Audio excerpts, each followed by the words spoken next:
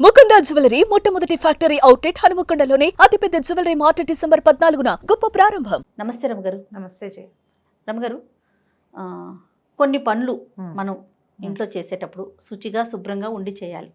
అంటే స్నానం చేశాకే కొన్ని పనులు చేయాలని అంటారు కదా, అవి ఏంటండి? పూజ అసలు ఇంకా అది నో ఆప్షన్. వంట, పూజ గది శుభ్రం చేయటం కూడా కదా. అవును, పూజ గది శుభ్రం చేయటం కూడా. పూజ వంట స్నానం చేసి చేసుకోవాలి. తర్వాత ఏమో ఏమంటారు, ఏదైనా మందులు తయారు చేసుకుంటాం అనుకో, ఆయుర్వేదంవి మనమే చిన్న చిట్కాలు చిన్నవైన అవి కూడా స్నానం చేసి చేసుకోవాలి. ఎవరినైనా వెళ్ళడానికి, ఎవరినైనా చూడడానికి, వాటికి కలవడానికి వెళ్ళేటప్పుడు, పసిపిల్లల్ని పెద్దవాళ్ళని దేవాలయాలకు వెళ్ళేటప్పుడు స్నానం నియమం, సాధారణ నియమం చేయాలి. ఇప్పుడు స్నానం చేసి చేసుకుంటాం. స్నానం చేయకుండా ఎవరు చేస్తారండి అని వెంటనే 100 మెసేజ్లు వస్తాయి మనకి. చేస్తారు, ఖచ్చితంగా చేస్తారు. స్నానం చేయకుండా ఎవరింటికైనా వెళ్ళేటప్పుడు స్నానం చేయకుండా వెళ్ళకూడదు. పూర్వకాలంలో ప్రయాణాలకి బయలుదేరేటప్పుడు కూడా స్నానం చేసి బయలుదేరమని ఒక నియమం ఉండేది. సాయంకాలం బయలుదేరితే అక్కర్లేదు, కానీ ఉదయం నిద్ర లేచాక ప్రయాణం అయ్యేవాళ్ళు ఇంట్లో నీళ్ళు పోసుకుని వెళ్తే మంచిది. అట్లా వెళ్ళేవాళ్ళు కాదా రమ్మగారు? అట్లా ఉండేదా? అంటే వెళ్ళేవాళ్ళు, అలా చేసేవాళ్ళు, తప్పకుండా స్నానం చేయాలి. ఇప్పుడు ఏముంది, పొద్దున్నే కారు ఎక్కేస్తాం, పిల్లలు పాచిమహాల్తో ఎక్కేస్తారు, వెళ్ళాక అక్కడ ఎక్కడో చేస్తాం స్నానం కదా, అలా చేస్తాం కదా. చెయ్యవు రమ్మగారు, నువ్వు చెయ్యవు, చేసే వెళ్ళాలంతే. అదే ఏమైనా సరే, అంతే ఏమైనా సరే మా నియమం, మేము దీపారాధన చేసే వెళ్ళాలి అంతే. ఖచ్చితంగా స్నానం చేయాలి, దీపం పెట్టాలి. బీరువా కూడా తీయం కదా రమ్మగారు కదా. అవును. ఇప్పుడు ఈ పచ్చళ్ళు ముట్టుకోవటము, తర్వాత ఉప్పు పసుపు కుంకాలు అవి దాచిపెట్టుకునేవి తీయటాలు, వాటన్నిటికీ కూడా స్నానం చేస్తే ఒక శుద్ధి ఫీలింగ్ మనకి అలవాటు ఇది. ఇప్పుడు స్నానం చేయకుండా వంట చేసేవాళ్ళు లేరా అంటే బోళ్ళ మంది కొల్లలు ఉన్నారు. అవును. ఈ పొద్దున్నే ఉద్యోగాలకు పరిగెత్తే వాళ్ళు ఊరికి ముందు స్నానం చేసి మంచి బట్టలు కట్టుకుంటే ఎలాగా, స్నానం చేశాక ఇల్లు ఎలా తుడుచుకుంటాం, స్నానం చేశాక బట్టలు ఎలా ఉతుక్కుంటాం, అవన్నీ పనులు అయ్యాక స్నానం చేస్తాం. వెసులుబాటే చేయాలి. నియమం అయితే మాత్రం చేయాల్సిందే. మీరు ఒక నియమం పెట్టుకుంటే, మనం పెట్టుకుంటే, మామూలుగా మన జీవితంలో ఏదైనా నియమం పెట్టుకుంటే ఆ లైఫ్ స్టైల్ వేరేగా ఉంటుంది. స్నానం మన నియమం. పొద్దున్నే స్నానం చేసే వంటింట్లోకి ప్రవేశించే వాళ్ళు 50% ఉన్నారు ఇప్పటికీ మన దగ్గర. నేను పాలు గీలు పెట్టేసుకుంటాను, స్టవ్ మీద పెట్టేస్తాను. స్టవ్ ముట్టుకోవడానికి స్నానం చేయాలన్న నియమం నాకు లేదు. ఆ స్టవ్ వేరు, ఆ తర్వాత వంట చేసుకునేటప్పుడు మళ్ళీ ఒకసారి స్టవ్ తుడుచుకుని వంట చేసుకుంటాం. మాకు పాలకి వాటికి అంటు ఫీలింగ్ నాకు లేదు, నా ఉద్దేశం అదేలేండి. నా ఉద్దేశం అదే. పాలకి వాటికి ఏం పర్వాలే, పాలు కాఫీలు పొద్దున ఏదైనా ఉప్మా చేసి అవి ఇవి కింద పడి పొంగల్ చేసి కింద పడితే మళ్ళీ దేవుడి కోసం ఏదైనా చేయదలుచుకున్నప్పుడు, మామూలు వంటకు కాదు, దేవుడి కోసం చేసుకోవాలంటే మళ్ళీ ఒకసారి స్టవ్ కడుక్కుని చేస్తారు, చేసుకుంటాం. ఇవన్నీ ఏంటంటే అలవాట్లు, నియమాలు, పద్ధతులు ఇళ్లల్లో ఉన్నవి. మీరు అన్నట్లుగా నియమం అని పెట్టుకుంటే రమ్మగారు ఎప్పటికీ చేయాలి కదా. మనకి అది వీలవ్వచ్చు, వీలు కాకపోవచ్చేమో. ఎప్పుడైనా ఒకసారి వీలు కాకపోతే భగవన్ నామస్మరణ చేసుకుని వదిలిపెట్టాలి. చచ్చిపోయినా సరే అనుకోకూడదు, ప్రాణం పోయినా సరే అని అనుకోకూడదు. కానీ నియమం పెట్టుకుని పనిచేస్తే కొన్ని విధానాలు ఎప్పుడు బాగుంటాయి జయ. లేవగానే బ్రష్ చేసుకోవటం చకచక, తర్వాత బాత్రూములు కడగదలుచుకుంటే నిద్ర లేవగానే బాత్రూమ్ కడుక్కునే ఫ్రెండ్స్ ఉన్నారు నాకు. రోజు బాత్రూమ్ కడిగేవాళ్ళు, కడిగేసి స్నానం చేసేస్తారు. ఆ తర్వాతే కాఫీలు, టిఫిన్లు, ఇంకోటి. ఓకే. పిల్లలు స్కూల్కి వెళ్ళే పిల్లలు ఉన్న వాళ్ళకి ఎలా కుదురుతుంది అంటారు, వాళ్ళకి స్నానం గంట పట్టదు, అంతే 5 నిమిషాలు స్నానం చేస్తారు. వీళ్ళకి నూనె రాసుకుందామా, సున్నిపిండి పెట్టి తోముకుందామా, పసుపు తెచ్చుకుందామా, అదేదో చేద్దామా, ఒంటికి స్క్రబ్ చేద్దామా, ఈ వ్యవహారాలన్నీ ఉన్న వాళ్ళకి ఈ నియమాలు కుదరవు. అవును, నియమాలు కుదరవు. స్నానం చేయకుండా వంట చేస్తే ఏదో కొంప మునిగిపోతుంది అన్నది మాత్రం నేను చెప్పలేను జయ. కానీ స్నానం చేసి వంట చేసుకుంటే బాగుంటుంది. పని చేసుకునేటప్పుడైనా కూడా స్నానం చేస్తే ఒక ఫ్రెష్ ఫీల్ వస్తుంది. ఇప్పుడు ఇల్లు ఉడుచుకోవటము అవన్నీ పనులు ఉంటాయి. పని వాళ్ళు ఉన్నారనుకో, అవన్నీ వాళ్ళు ఎవరో పని మనిషి వచ్చి ఇల్లు ఉడుస్తుంది, వాకిలు ఉడిచి ముగ్గేస్తుంది, గిన్నెలు తోమేస్తుంది, స్టవ్ కట్టదే ఖాళీగేస్తుంది, లేదా రాత్రి నేనే చేసేసుకున్నాను అని అనుకునే విధానం అయితే చేసేయచ్చు. అలా కాకుండా ఈ 4 పనులు చేసుకోవాల్సిన అమ్మతల్లుళ్ళు పాపం తెల్లారే స్నానం చేయండి లేకపోతే మంచిది కదని రమారావు గారు చెప్పారంటే అలా ఎలా కుదురుతుంది?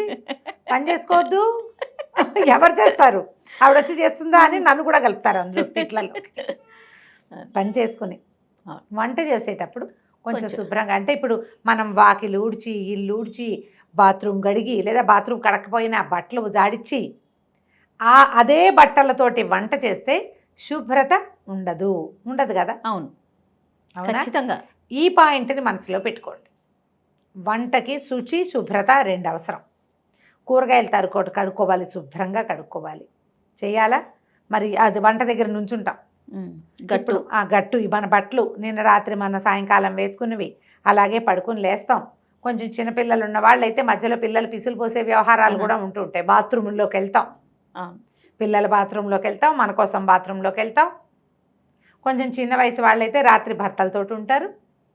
ఇది తప్పని వ్యవహారాలు కదా ఇవన్నీ. జీవితంలో రకరకాలు ఉంటాయి, వాటి అన్నీ ఉండాల్సింది. ఈ తెల్లారు లేచాక మీ పై పనులన్నీ చేసుకుని వీటి అన్ని చోట్ల నుంచి మీ మీద పడినటువంటి రకరకాల సూక్ష్మక్రిములతోటి మీరు వంట చేయొచ్చా? ఇది మన క్వశ్చన్. చేస్తే ఆ వంట శుచిగా శుభ్రంగా ఉంటుందా? ఇది మీకే క్వశ్చన్. అంతే. చేయొద్దు అని నేను చెప్పట్లేదమ్మా, ఆలోచించుకుని చేయండి అని మాత్రం చెప్తా.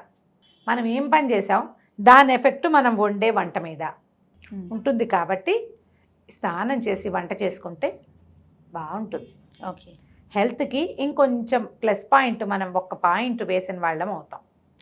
చేతులు శుభ్రంగా ఉంటే మనం ముంజేతుల మీద ఏ మురికి ఉంటే కడుక్కుంటాం కదండి అంటారు.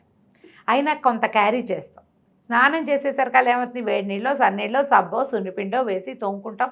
మనకు కూడా ఒక ఫ్రెష్ ఫీల్ ఉంటుంది. చేసే వంట శుద్ధంగా ఉంటుంది. వండిన దానికి ఆ దేవుడి దగ్గర పెట్టడానికైనా బాగుంటుంది. స్నానం చేయకుండా వంట చేశాను, ఆ పదార్థం దేవుడికి ఎలా పెట్టను అని అనిపించవచ్చు. మేమందరం స్నానం చేస్తాము, స్నానం చేసే వంట చేస్తామంటే ఒక 250 అయినా వస్తాయి. మిగిలిన వాళ్ళల్లో కొంతమంది చేస్తే బాగుంటుంది ఇప్పుడు చెప్పింది కదా అని ఇంకో 250 మంది ఫాలో అవుతారు. గాడిద గుడ్డు అని రాసేవాళ్ళు కూడా ఉంటారు. ఇవన్నీ కూడా ఏంటంటే మనకి పాతకాలం నుంచి పెద్దవాళ్ళు చెప్పేవి మనకి ఎప్పుడు ప్లస్సేనమ్మా. కుదిరితే వేసుకో, కుదిరినప్పుడు వేసుకో, కుదుర్చుకో, ట్రై చేయండి. ఇప్పుడు నిన్నటిదాకా మనం చాలా తీవ్రమైన పరిస్థితుల్లో ఉన్నాం. ఇవాళ కొంచెం రిలాక్స్ అయ్యాం.